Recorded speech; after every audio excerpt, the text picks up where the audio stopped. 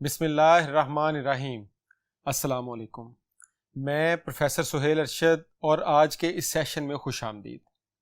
Students, आज के इस सेशन में हम लेक्चर नंबर 28 डिस्कस करेंगे, जो कि आपकी फर्स्ट ईयर की बुक का सेकंड हाफ बनता है। स्टूडेंट्स, इस लेक्चर को हमने रैप अप करने की कोशिश की है MCQs के ज़रिए। इसको पढ़ाने के 2-3 तरीके थे। या तो हम इसको टॉपिक बाय टॉपिक पढ़ लेते, लेकिन वो बहुत लेंथी तरीका है। हमने कोशिश की है कि इस लेक्चर और इसके टेस्ट के अंदर हम आपसे तकरीबन सारे ही वो टॉपिक्स डिस्कस कर लें जिनके अंदर से आपके MCQs आने का चांस बनता है।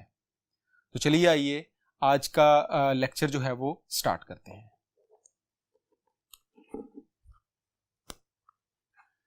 स्टूडेंट्स, MCQ नंबर 1 आपकी स्क्रीन पर नजर आ रहा है। A secret code that must be typed to gain access a system is called। एक ऐसा सीक्रेट कोड जो हम किसी सिस्टम की एक्सेस गेन करने के लिए, यानी कि किसी सिस्टम को एक्सेस करने के लिए यूज करते हैं, उसको हम क्या कहते हैं। स्टूडेंट्स, ये आपका सिक्योरिटी, कॉपीराइट एंड लॉ के अंदर से लिया गया क्वेश्चन है और इसमें हम जानते हैं कि एक ऐसा कोड जो हम एंटर करते हैं ताकि हम किसी सिस्टम में एंटर हो सकें, उसको हम कहते हैं ये हमारे पास पासवर्ड है। MCQ नंबर 2 आपकी स्क्रीन पर नजर आ रहा है। Avast and Norton are examples of. हमारे पास स्टूडेंट्स अवास्ट, नॉट्रॉन, पांडा, मकैफे, ये सारे के सारे जो हैं ये एंटीवायरस की एग्जाम्पल्स हैं। तो इसी चैप्टर के अंदर हमने वायरस और एंटीवायरस भी पढ़ा। वायरस उस चीज़ को कहते हैं जो हमारे सिस्टम की फंक्शनिंग को डिस्टर्ब करती है, और एंटीवायरस वो सॉफ्टवेयर्स होते हैं जिन सॉफ्टवेयर्स के ज़रिए हम वायरसेस को ढूंढते हैं और उनको रिमूव करते हैं। तो यहाँ पर ये दोनों जो हैं ये आपके एंटीवायरस सॉफ्टवेयर की एग्जाम्पल्स हैं। MCQ नंबर 3 आपकी स्क्रीन पर नज़र आ रहा है। विच of the following is not a biometric technique. Student, ये वाला क्वेश्चन भी इसी सिक्योरिटी के चैप्टर से ही लिया गया है। इसके अंदर डिफरेंट टेक्निक्स बताई गई हैं और पूछा गया है कि कौन सी इनमें से जो है वो बायोमेट्रिक टेक्निक नहीं है। तो इसमें हमारे पास रेटिना स्कैन जो है, हम जानते हैं ये हमारे पास बायोमेट्रिक टेक्निक है। इसी तरह से फिंगरप्रिंट जो है ये भी बायोमेट्रिक टेक्निक है। फेस रिकग्निशन जो है ये भी हमारे पास बायोमेट्रिक टेक्निक है। इसमें जो की हमें दी गई है ये हमारे पास बायोमेट्रिक टेक्निक नहीं है, ये हमारे पास व्हाट यू हैव, आपके पास है क्या, उस सिक्योरिटी की टाइप्स हैं। तो यहां पर हमारे पास की जो है वो इसका करेक्ट आंसर बनता है। स्टूडेंट्स, MCQ नंबर 4 देखें। The right of a person to keep his or her personal information away from others is called. एक इंसान का जो राइट है कि उसकी जो पर्सनल इंफॉर्मेशन है वो दूसरों से दूर रहे, उसको हम क्या कहते हैं। तो स्टूडेंट्स, हम जानते हैं कि उसको हम प्राइवेसी कहते हैं। इसी के लिए हमारे पास डिफरेंट लेजिस्लेशंस भी बनाई गई हैं, डिफरेंट रूल्स भी बनाए गए हैं जो प्राइवेसी को प्रोटेक्ट करते हैं। प्राइवेसी प्रोटेक्शन के एक्ट्स भी बनाए गए हैं जो इस चीज़ को इंश्योर करते हैं कि एक पर्सन का जो पर्सनल डाटा है वो दूसरों तक ना पहुंचे। अगर कोई ऑर्गेनाइजेशन उस पर्सन का डाटा कलेक्ट कर रही है तब भी वो उस पर्सन से पूछकर कलेक्ट करे, वो उसको बताए कि हम कौन हैं, और अगर वो कहीं और उसका डाटा यूज़ करना चाहे तो वो पहले उससे परमिशन ले। ये सारी की सारी जो चीज़ें हैं ये प्राइवेसी को कैटर करती हैं। तो ये भी आपका जो है ये सिक्योरिटी, कॉपीराइट एंड लॉ का ही टॉपिक बनता है। उसके बाद नेक्स्ट हमारे पास MCQ नंबर 5 नजर आ रहा है। A backup is an additional और स्पेयर कॉपी ऑफ। बैकअप जो है वो क्या है। बैकअप हमारे पास हमारे डाटा की जो एडिशनल या स्पेयर कॉपी है उसको हम कहते हैं। स्टूडेंट्स, जब हम डाटा की बात करते हैं तो उसका हम जब बैकअप लेते हैं तो वो दो तरह से लेते हैं। एक को हम कहते हैं फुल बैकअप, कि हम अपने डाटा का हर दफ़ा जो है वो कंप्लीट बैकअप लें। दूसरा हमारे पास होता है, हम उसको कहते हैं इंक्रीमेंटल बैकअप। इंक्रीमेंटल ऐसा बैकअप है कि फर्स्ट टाइम आप अपने डाटा का फुल बैकअप ले लेते हैं और उसके बाद जो आपके डाटा में चेंजेस आती चली जाती हैं, आप सिर्फ उसमें जो चेंजेस आई हैं उनका बैकअप ले रहे होते हैं। तो ये बैकअप की हमारे पास 2 टाइप्स हैं। ये हमारे पास यहाँ पर बैकअप वाला टॉपिक भी जो है वो क्लियर हो जाता है। बहरहाल यहाँ पर हमारे पास जो ऑप्शन थी वो डाटा जो है वो करेक्ट ऑप्शन बनती थी कि उसने सिर्फ ये पूछा कि जो बैकअप है वो किस चीज़ का लिया जाता है, तो वो हमारे डाटा का लिया जाता है। MCQ नंबर 6 देखें। All of the following are causes of virus except, ये जो नीचे ऑप्शंस दी गई हैं ये सारी की सारी वायरस की कॉज हैं, इनमें से कोई एक जो है वो वायरस की कॉज नहीं है। तो इसमें सबसे पहली ऑप्शन आपके पास ईमेल है, ये भी वायरस की कॉज। हम जानते हैं कि हमारे पास वायरस की जो है वो 4 मेन कॉजेज होती हैं। हम ईमेल्स के जरिए भी हमारे पास वायरस आ जाते हैं, नेटवर्क के जरिए भी आ जाते हैं, पायरेटेड सॉफ्टवेयर जो हम यूज़ करते हैं, पायरेसी करते हैं सॉफ्टवेयर की, उनके जरिए भी आ जाते हैं। रिमूवेबल स्टोरेज मीडिया जो हम अपने सिस्टम्स के अंदर यूज़ करते हैं उनके जरिए भी वायरसेस आ जाते हैं। तो इन चारों में से 3 ऑप्शंस हमारे पास लिखी हुई हैं और जो चौथी ऑप्शन है वो लिखी है लॉजिक बॉम्ब की। जो लॉजिक बॉम्ब है ये वायरस है, ये खुद ही वायरस है, तो ये कॉज नहीं है। इसका मतलब कि लॉजिक बॉम्ब जो है वो यहां पर हमारा करेक्ट आंसर बनता है। स्टूडेंट्स ये जो हमने अभी टॉपिक डिस्कस किया कॉजेज ऑफ वायरस का, यही कॉजेज ऑफ वायरस जो है यही सेफगार्ड्स भी हैं वायरस के अगेंस्ट। अगर आपसे पूछा जाए कि वायरस के अगेंस्ट सेफगार्ड्स कौन से हैं तो आप बारी बारी इन्हीं को देखेंगे। पहला सेफगार्ड है कि जी आप ईमेल्स को ध्यान से यूज़ करें, आप उनको ध्यान से ओपन करें, अननोन ईमेल्स को ओपन ना करें। दूसरा सेफगार्ड है कि आप जो नेटवर्क है उसको कम से कम यूज़ करें, पायरेटेड सॉफ्टवेयर्स को अवॉइड करें और रिमूवेबल मीडिया को कम से कम या स्कैन करके स्टोर करें। तो 4 तो सेफगार्ड्स आपके पास यही बन जाते हैं। 5वां जो सेफगार्ड है वो है जी कि एक अच्छा एंटीवायरस और अपडेटेड एंटीवायरस आप इंस्टॉल करके रखें। तो यहाँ पर इस टॉपिक के अंदर आपके पास वायरस की कॉजेज और वायरस के सेफगार्ड्स भी जो है वो क्लियर हो जाते हैं। स्टूडेंट्स एमसीक्यू नंबर 7 देखें। Which of the following is not a virus, इनमें से कौन सा जो है वो वायरस नहीं है। हमारे पास जो वायरस की टाइप्स थी उसमें हमने पढ़ा था कि उसमें ट्रोजन हॉर्स भी आता है, उसमें वर्म भी आता है, उसमें लॉजिक बॉम्ब भी आता है और उसमें बूट सेक्टर वायरस भी आता है। स्टूडेंट्स यहाँ पर एक चीज़ बड़ी इंपॉर्टेंट है, यहाँ पर हमारे पास जो ऑप्शन है वो बूट सेक्टर इसका करेक्ट आंसर बनता है। क्यों? क्योंकि बूट सेक्टर लिखा हुआ है। बूट सेक्टर हमारी हार्ड डिस्क का वो सेक्टर होता है जहाँ से हमारी जो विंडोज़ की फाइलें हैं, जो ऑपरेटिंग सिस्टम की फाइलें हैं वो लोड होती हैं जब हम बूट करवाते हैं। तो बूट सेक्टर कुछ नहीं होता, बूट सेक्टर वायरस जो है वो वायरस है। तो यहां पर हमारे पास ट्रोजन हॉर्स भी एक वायरस है, वर्म भी वायरस है, लॉजिक बॉम्ब भी वायरस है, जबकि बूट सेक्टर जो है ये वायरस नहीं है, ये हमारे हार्ड डिस्क के बूट सेक्टर को कहते हैं। यहां पर अगर बूट सेक्टर वायरस लिखा होता तो वो फिर ठीक था। तो इसका मतलब बूट सेक्टर चार्ली जो है वो हमारा यहां पे करेक्ट आंसर बनता है। स्टूडेंट्स एमसीक्यू नंबर 8 देखें। Minimise, maximise and close buttons are called. हमारे पास जो जब हम एक विंडो को ओपन करते हैं तो जो टॉप राइट कॉर्नर पर मिनिमाइज, मैक्सिमाइज और हमारे पास क्लोज के 3 बटन्स आ रहे होते हैं, उनको हम कहते हैं ये हमारे पास कंट्रोल बटन्स हैं। एमसीक्यू नंबर 9 देखें। द शॉर्टकट की for renaming file and folder is. किसी भी फाइल या फोल्डर को रीनेम करने की जो शॉर्टकट की है वो F2 है। आप उस फाइल के नाम के ऊपर क्लिक करें, F2 प्रेस करें और उसके बाद आप उसको रीनेम कर सकेंगे। इसमें जो अल्फा ऑप्शन बताई हुई है Alt + F4, ये किसी भी एक्टिव विंडो को क्लोज करने की शॉर्टकट की है। इसी तरह से F5 जो है वो हमारे पास रिफ्रेश करने के लिए और F1 जो है वो विंडोज में हेल्प के मेन्यू को एक्टिवेट करने के लिए, हेल्प को ओपन करने के लिए हम इसको यूज करते हैं। बहरहाल यहां उसने रीनेम का पूछा तो F2 जो है वो हमारा करेक्ट आंसर बनता है। स्टूडेंट्स एमसीक्यू नंबर 10 देखें। Shutdown option exist in. Shutdown की जो ऑप्शन है विंडोज के अंदर वो कहां पर होती है? तो हम जानते हैं कि शटडाउन की ऑप्शन जो है वो हमारे पास जो नीचे हमारे पास स्टार्ट मेन्यू आ रहा होता है, हम उसके ऊपर क्लिक करते हैं तो वहां पर हमारे पास शटडाउन की, रीस्टार्ट की, उसको हाइबरनेट करने की, स्लीप की, ये सारी की सारी ऑप्शन जो है ये वहां पर अवेलेबल होती हैं। स्टूडेंट्स एमसीक्यू नंबर 11 देखें। A small image that represents a program, instruction और फाइल is called। एक छोटी छोटी, हम जानते हैं कि जो हमारा GUI ग्राफिकल यूज़र जो एनवायरनमेंट है उसके अंदर हम जो है वो छोटी छोटी इमेजेस को क्लिक करके या उनकी रिप्रेजेंटेशन के साथ काम करते हैं और उन इमेजेस को हम कहते हैं ये हमारे आइकॉन्स हैं। तो स्टूडेंट्स हमारे पास ऑपरेटिंग सिस्टम की जब हम बात करें तो 2 तरह के ऑपरेटिंग सिस्टम है। एक को हम GUI ऑपरेटिंग सिस्टम कहते हैं जिसके अंदर हम आइकॉन्स की मदद से काम करते हैं। ग्राफिकल यूज़र इंटरफेस होता है, छोटी छोटी तस्वीरें बनी होती हैं, उनके नीचे टेक्स्ट लिखा होता है, उनको क्लिक करके हम जो है उस चीज़ को ओपन कर सकते हैं। और दूसरा हमारे पास जो है उसको हम कहते हैं ये कमांड लाइन इंटरफेस है, जहाँ पर हम कमांड्स लिख लिख के काम करते हैं। स्टूडेंट्स एमसीक्यू नंबर 12 देखें। Which operating system provides only a command line user interface. ये हमारा जो क्वेश्चन है वो ऑपरेटिंग सिस्टम के चैप्टर के अंदर से लिया गया है, और ऑपरेटिंग सिस्टम के चैप्टर में वो पूछ रहा है कि इनमें से कौन सा जो ऑपरेटिंग सिस्टम है वो सिर्फ और सिर्फ कमांड लाइन है।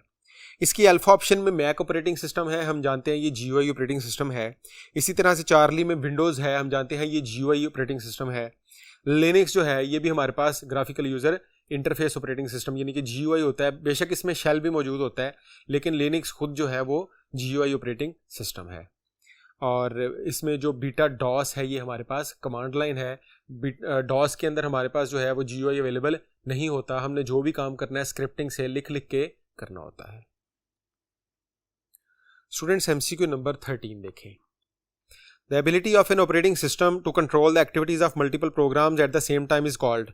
ये हमारे पास जो ऑपरेटिंग सिस्टम के फीचर्स हैं उसके अंदर से MCQ पूछा गया है। हम जानते हैं कि हमारे पास जो ऑपरेटिंग सिस्टम होते हैं उनके जो फीचर्स हैं उनमें multitasking, multi programming, multi user, ये सारे के सारे जो है ये ऑपरेटिंग सिस्टम के फीचर्स होते हैं। तो इसमें वो पूछ रहा है कि हम एक टाइम पर एक से ज़्यादा एक्टिविटीज़ जो है उनको कंट्रोल कर सकते हैं, तो ये ऑप्शन बनती है मल्टीटास्किंग की, कि हम एक टाइम पर एक से ज़्यादा एक्टिविटीज़, एक से ज़्यादा काम जो है वो परफॉर्म करवा सकते हैं।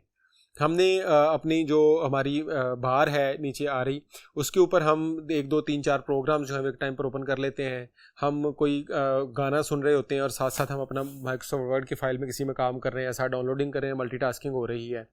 जबकि जो बाकी की ऑप्शन इसमें दी गई हैं, मल्टी प्रोसेसिंग जो बीटा ऑप्शन में दी गई है वो तब आएगी जब हमारी बात हो रही होगी कि हम एक काम एक से ज़्यादा प्रोसेसर से जब करवा सकते हैं, तो यहाँ पर हमारा मल्टी प्रोसेसिंग आना था। जबकि जो चार्ली ऑप्शन है मल्टी ऑपरेटिंग, ये कोई ऑप्शन नहीं होती, ये ऑपरेटिंग सिस्टम का कोई फीचर नहीं है। और मल्टी पेजिंग भी जो है ये भी ऑपरेटिंग सिस्टम का कोई फीचर नहीं है।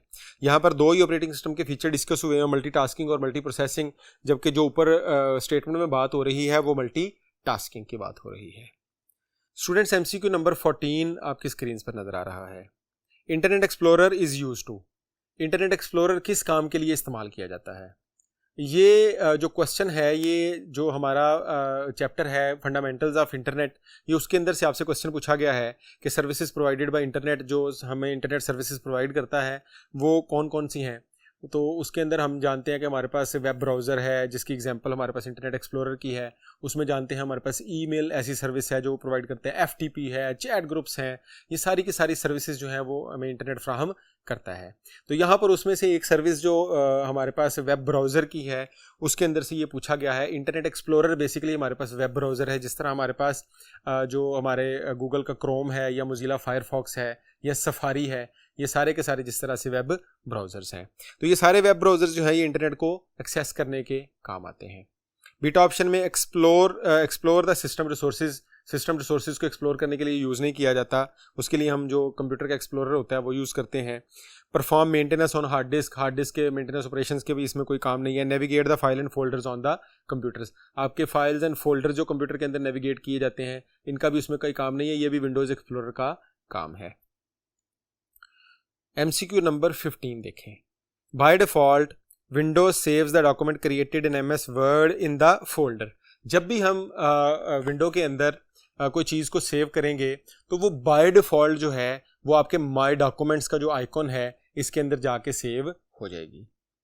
स्टूडेंट्स की जो माय डॉक्यूमेंट्स है ये क्या है? हमारे पास जो विंडोज़ है उस विंडोज़ के अंदर हमारे पास जो डिफरेंट आइकॉन्स आ रहे होते हैं, ये जो डिफरेंट वो सहूलतें हमें देती है उनको हम कहते हैं ये विंडो के जो हैं ये एलिमेंट्स हैं। उनके अंदर से डेस्कटॉप है, माय डॉक्यूमेंट्स है, माय कंप्यूटर है, ये सारे के सारे उसकी ऑप्शंस में आते हैं। तो यहाँ पर जो माय डॉक्यूमेंट का ऑप्शन है वो बाय डिफ़ॉल्ट स्टोरेज लोकेशन होता है किसी भी सेव किए गए डॉक्यूमेंट की। स्टूडेंट्स MCQ नंबर 16 देखें। The disc management utility gives you dash interface. हमारे पास जो डिस्क मैनेजमेंट यूटिलिटी है, जौन सी यूटिलिटी के अंदर हम जाके अपनी हार्ड डिस्क को मैनेज कर सकते हैं। हम देख सकते हैं कि हमारे पास कितनी हार्ड डिस्क अवेलेबल है, उनमें कितनी कितनी स्पेस है, वो कितनी कितनी जगह ले रही हैं। अगर आप उनको चेंज करना चाहें तो आप वहाँ से चेंज कर सकते हैं। अगर आप सिस्टम ड्राइव को एक्सटेंडेड को सिस्टम में या किसी की एक की जगह को दूसरी में जमा करना चाहें तो आप जो आपके पास डिस्क मैनेजमेंट यूटिलिटी है उस ऑप्शन में जाके आप ये सारा काम कर सकते हैं। तो स्टूडेंट्स ये हमारे पास हमें GUI फ्राहम करती है, ग्राफिकल यूज़र इंटरफेस हमें फ्राहम करती है, जिसके जरिए हम क्लिक कर करके ये काम कर सकते हैं। उसके लिए हमें कमांड्स लिखने की ज़रूरत नहीं होती। MCQ नंबर 17 देखें। How many types of partitions are there. हमारे पास जब हम डिस्क मैनेजमेंट यूटिलिटी ओपन करते हैं तो वहाँ पर उसी क्वेश्चन के अंदर हमारे पास एक और टॉपिक है, वो है हमारे पास पार्टीशंस का। पार्टीशन स्टूडेंट्स अगर हम देखें तो हमारे पास जो है वो दो तरह की पार्टीशंस होती हैं। एक को हम कहते हैं प्राइमरी पार्टीशन। प्राइमरी पार्टीशन ऐसी पार्टीशन को कहते हैं जिसके अंदर हम अपना ऑपरेटिंग सिस्टम इंस्टॉल करते हैं। और दूसरी जो पार्टीशन है उसको हम कहते हैं एक्सटेंडेड पार्टीशन। ऐसी पार्टीशन जिसमें हम अपना ऑपरेटिंग सिस्टम इंस्टॉल नहीं कर सकते। जब हम प्राइमरी पार्टीशन की बात करें तो वैसे तो अगर आपसे जो क्वेश्चन में पूछा गया वो तो पूछा गया कि पार्टीशन की टाइप्स कितनी है, तो यहाँ पर आंसर तो हमारा 2 बन गया, वो कोई मसला नहीं, वो हमें समझ आ गया।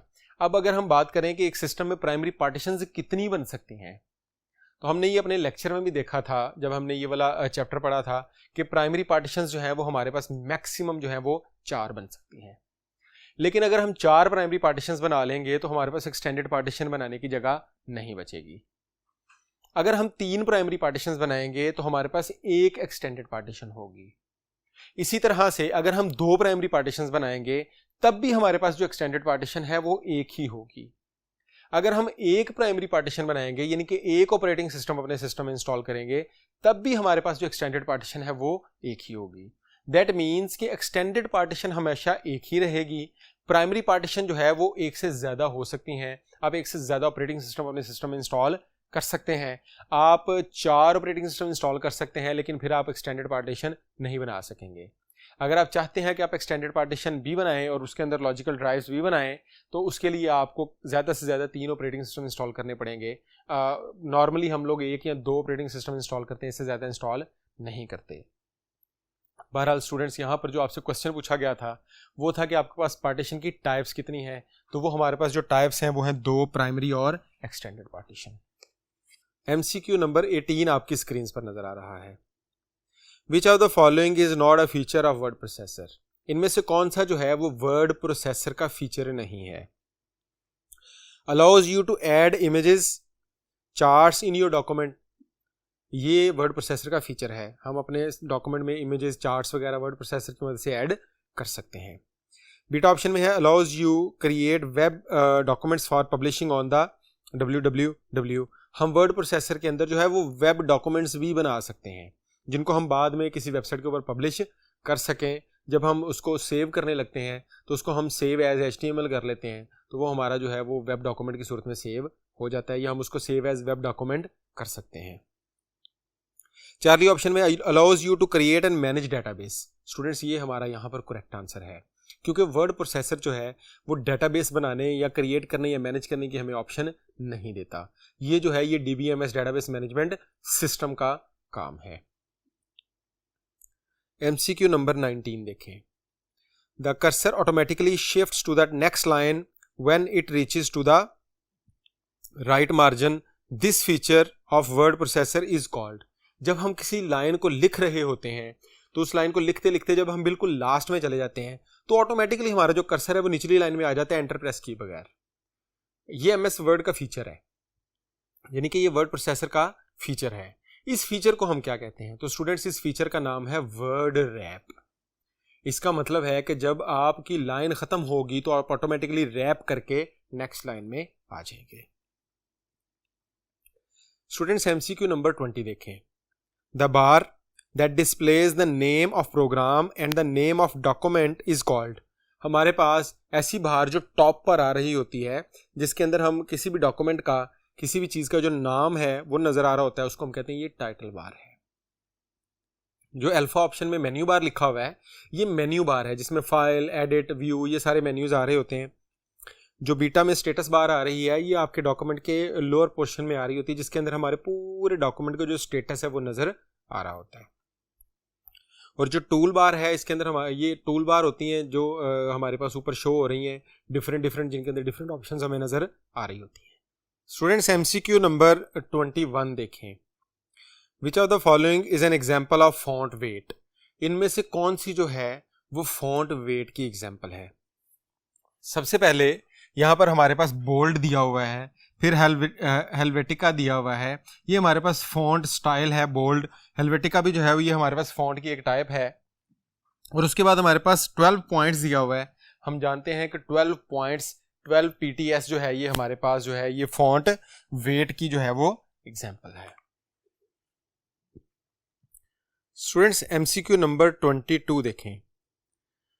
The bold text specifies the, अभी हमने देखा कि बोल्ड जो है वो किस चीज को स्पेसिफाई करता है, वो फॉन्ट स्टाइल को स्पेसिफाई करता है। तो यहां पर बीटा फॉन्ट स्टाइल जो है वो हमारा करेक्ट आंसर है। चलिए आइए नेक्स्ट MCQs के लिए नेक्स्ट बोर्ड पर मूव करते हैं। स्टूडेंट्स नेक्स्ट हमारे पास MCQ नंबर 23 देखें। The ruler is use to set the, rulers जो होते हैं हमारे पास वो किस लिए यूज किए जाते हैं। हम जानते हैं कि हमारे पास टॉप पर और लेफ्ट साइड पर जो है वो रूलर्स अवेलेबल हैं। ये जो टॉप और लेफ्ट पर जो रूलर्स आ रहे हैं ये हमारे जो मार्जिन हैं और जो पैराग्राफ्स हैं उनको मैनेज करने के लिए हम इनको यूज करते हैं। तो ये बीटा में मार्जिन ऑफ पैराग्राफ्स जो है ये हमारा करेक्ट आंसर बनता है। MCQ नंबर 24 देखें। Which of the following keyboard shortcut is use to change the case, इनमें से कौन सा कीबोर्ड शॉर्टकट जो है वो केस को चेंज करने के लिए, यानी कि अपर केस से लोअर केस से अपर केस के लिए यूज किया जाता है। तो हमारे पास जो शिफ्ट प्लस F3 है इसको हम कैपिटल या स्मॉल में शिफ्ट करने का, हम शिफ्ट प्लस F3 जब करते हैं तो हमारा जो केस है अगर हम अपर केस में हैं तो लोअर में कन्वर्ट हो जाएंगे, लोअर में तो अपर में कन्वर्ट हो जाएंगे। ये हमारा चेंज केस के लिए हम शिफ्ट प्लस F3 यूज करते हैं। तो स्टूडेंट्स यहां पर शिफ्ट प्लस F3 जो कि बीटा ऑप्शन बनती है ये हमारा करेक्ट आंसर है। कंट्रोल प्लस C जो है ये कॉपी के लिए है, कंट्रोल प्लस B जो है ये बोल्ड के लिए है और कंट्रोल प्लस Z जो है ये अनडू करने के लिए है। MCQ नंबर 25 देखें। इन MS word the data being copied और मूव्ड इज, MS वर्ड के अंदर जो डाटा है उसको कॉपी या मूव करने के लिए हम क्या यूज करते हैं। हम जो डाटा कॉपी या मूव करते हैं हम जानते हैं कि अगर हम कंट्रोल प्लस C करके कोई डाटा को कॉपी करेंगे या कंट्रोल प्लस X करके किसी डाटा को कट कर लेंगे तो ये जो हमारा डाटा है ये इस क्लिप बोर्ड के ऊपर, ये क्लिप बोर्ड जो है ये हमारे पास एक वर्चुअल स्पेस होती है, इसके ऊपर आकर प्लेस हो जाता है और यहाँ से जो है वो फिर हम आगे जो है वो पेस्ट कर सकते हैं। ये बिल्कुल ऐसे ही है कि आप किसी अखबार की कटिंग को में से कोई कैंची से कटिंग काटें या फोटोकॉपी मशीन पर रखें उसको फोटोकॉपी करें और उसके बाद आप उन चीज़ों को जहाँ पर रख रहे हैं ताकि कल को आप उसको किसी बोर्ड पर प्लेस कर सकें या किसी जगह पर प्लेस कर सकें या किसी किताब में लगा सकें, तो उस जगह को हम कहते हैं हमारे पास क्लिप बोर्ड है। बहरहाल यहाँ पर जो क्वेश्चन हमसे पूछा गया है वो है जी in MS word the data being copied और मूव्ड इज, तो यहाँ पर जो सबसे पहला ऑप्शन है temporarily stored in recycle bin, recycle bin में तो डिलीट की जाने वाली चीज़ें जो है वो जाती हैं। बीटा ऑप्शन में है permanently stored in recycle bin, तो रिसाइकल बिन यहाँ पर नहीं आएगा क्योंकि उसमें डिलीट की जाने वाली जो चीज़ें हैं वो जाती हैं।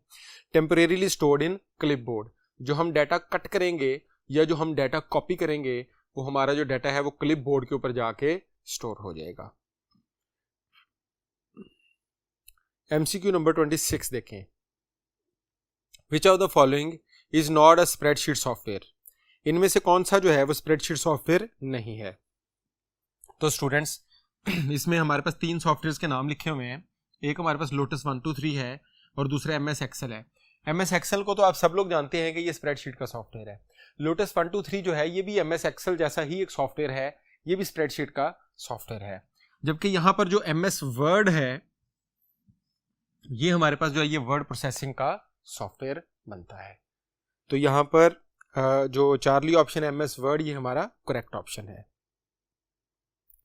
स्टूडेंट्स MCQ नंबर 27 देखें। A cell of worksheet which is not active is called, एक ऐसा सेल वर्कशीट में जो एक्टिव नहीं है उसको हम पैसिव सेल कहते हैं। तो बीटा पैसिव जो है इसका करेक्ट आंसर है।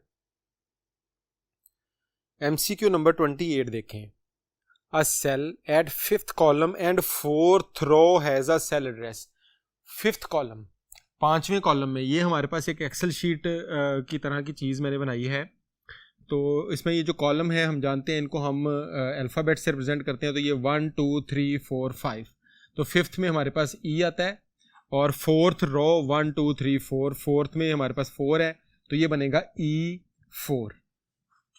तो ये फिफ्थ कॉलम और फोर्थ रो की बात हो रही है। तो यहाँ पर हमारे पास जो ऑप्शन बनेगी वो E4 चार्ली बनेगी। स्टूडेंट्स एमसीक्यू नंबर 29 देखें। The absolute reference of cell address A15 is written as. हम जानते हैं कि जो एब्सोल्यूट रेफरेंस है वो हम इस तरह से लिखते हैं, ये A15 है हमारे पास, तो अगर हम इसका एब्सोल्यूट रेफरेंस लिखना चाहें तो हम इसके कॉलम से पहले भी लिखेंगे $A, फिर इसकी जो रो है 15 इससे पहले भी लिखेंगे $15। तो इसका मतलब $A $15 जो है वो इसका करेक्ट आंसर है, जो कि हमारे पास ऑप्शन डेल्टा बनती है। स्टूडेंट्स एमसीक्यू नंबर 30 देखें। Which of the following function is used to return current system date. यहां पर हमारे पास 3 फंक्शंस दिए हुए हैं। इसमें सबसे पहले मैक्स का फंक्शन दिया है। ये तीनों फंक्शन एक्सेल के फंक्शंस हैं। मैक्स जो है वो किसी रेंज के अंदर से आपको मैक्सिमम वैल्यू जो है वो निकाल कर देता है। इसी तरह जो मिन का फंक्शन है ये किसी रेंज के अंदर से जो मिनिमम वैल्यू है वो निकाल कर देता है। और टुडे का जो फंक्शन है ये हमें करंट जो सिस्टम की डेट है वो रिटर्न करता है। हम लिखते हैं, हम किसी भी सेल के अंदर जाके इक्वल टू डालें और वहाँ पर टुडे लिखें, 2 ब्रैकेट्स डालें, आगे एंटर करें, तो हमारे पास जो करंट डेट होगी वो उसमें अपीयर होना शुरू हो जाएगी। स्टूडेंट्स एमसीक्यू नंबर 31 देखें।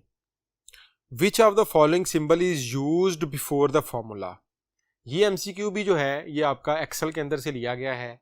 इसमें हम जानते हैं कि जब भी हम फॉर्मूला लिखना शुरू करेंगे तो हम उससे पहले इक्वल टू का साइन लगाते हैं, तो बीटा जो है वो इसका करेक्ट ऑप्शन है। स्टूडेंट्स एमसीक्यू नंबर 32 देखें। Searching information on the world wide website is referred to as. हम जानते हैं कि हम जो वेब साइट से जो इंफॉर्मेशन सर्च करते हैं उसको हम वेब ब्राउजिंग कहते हैं। तो यहाँ पर चार्ली ब्राउजिंग जो है वो हमारा करेक्ट ऑप्शन है। स्टूडेंट्स एमसीक्यू नंबर 33 देखें। Which of the following specifies the correct format of IP address. Students हम जानते हैं कि आईपी एड्रेस जो है वो हमारा 4 ऑक्टेट्स पर मुश्तमिल होता है। 1 2 3 4 ऑक्टेट्स यानी कि 3 डॉट्स होते हैं इसके बीच में। हर ऑक्टेट जो है वो 0 से लेके 255 के दरमियान होता है, यानी कि ये भी जो है वो 0 से 255 के दरमियान होगा, फिर ये भी 0 से 255 के दरमियान होगा, ये भी 0 से 255, और चौथा भी जो है वो 0 से 255 के दरमियान होगा। ये 0 से 255 के दरमियान इसलिए होते हैं कि 0 से 255 टोटल 256 डिजिट्स बनते हैं, और ये 1 बाइट का होता है। 1 बाइट का मतलब है 2 की पावर 8, यानी कि 8 बिट्स। तो 2 की पावर 8 अगर हम करें तो वो 256 कैरेक्टर्स जो हैं वो बनते हैं। तो यहां पर चार्ली 192.168.1.1 हमारा करेक्ट आंसर है, क्योंकि अल्फा ऑप्शन में तो ऑक्टेट्स हैं ही नहीं। बीटा ऑप्शन के अंदर सिर्फ 3 ऑक्टेट्स हैं, 2 डॉट्स लगे हुए बीच में। और जो डेल्टा ऑप्शन है उसके अंदर 4 ऑक्टेट्स हैं, लेकिन जो थर्ड ऑक्टेट है वो 1555 है, यानी कि ये बहुत बड़ी वैल्यू दी गई है। ये 255 से बड़ी वैल्यू नहीं हो सकती। स्टूडेंट्स एमसीक्यू नंबर 34 देखें। Which of the following is an email client. इनमें से कौन सा जो है वो ईमेल क्लाइंट है। अल्फा ऑप्शन में हमारे पास इंटरनेट एक्सप्लोरर है, बीटा ऑप्शन में आउटलुक एक्सप्रेस है, चार्ली ऑप्शन में गूगल है। तो इसमें इंटरनेट एक्सप्लोरर वेब ब्राउजर है हमारे पास। चार्ली ऑप्शन में गूगल तो एक कंपनी का नाम है जो हमें क्रोम की या वेबसाइट बहुत सारी सहूलतें देता है। तो यहाँ पर हमारे पास जो आउटलुक एक्सप्रेस है वो हमारे पास एक ईमेल क्लाइंट है जिसको हम अपने सिस्टम में कॉन्फ़िगर करते हैं, तो हमारी जितनी भी ईमेल्स हैं वो हमारे डेस्कटॉप पर आना शुरू हो जाती हैं। एमसीक्यू नंबर 35 देखें। The 4 numbers in an IP address are called. हम जानते हैं कि आईपी एड्रेस के अंदर ये जो 4 नंबर्स हैं 1 2 3 4, हम इनको कहते हैं ये 4 ऑक्टेट्स हैं, 4 ऑक्टेट्स। तो यहां पर ऑक्टेट्स जो है वो हमारा करेक्ट ऑप्शन है। स्टूडेंट्स एमसीक्यू नंबर 36 देखें। The process of transferring files from a remote computer to our computer is called. हम किसी रिमोट कंप्यूटर से, किसी सर्वर से या किसी दूसरे कंप्यूटर से जब अपने सिस्टम में फाइल्स लेकर आएंगे तो हम इसको कहते हैं ये डाउनलोडिंग हो रही है। ये FTP फाइल ट्रांसफर प्रोटोकॉल की बात हो रही है यहाँ पे, कि जब हम लेकर आएंगे तो हम डाउनलोडिंग कहेंगे, जब हम उस रिमोट कंप्यूटर पर फाइलें भेजेंगे तो हम उसको अपलोडिंग कहेंगे।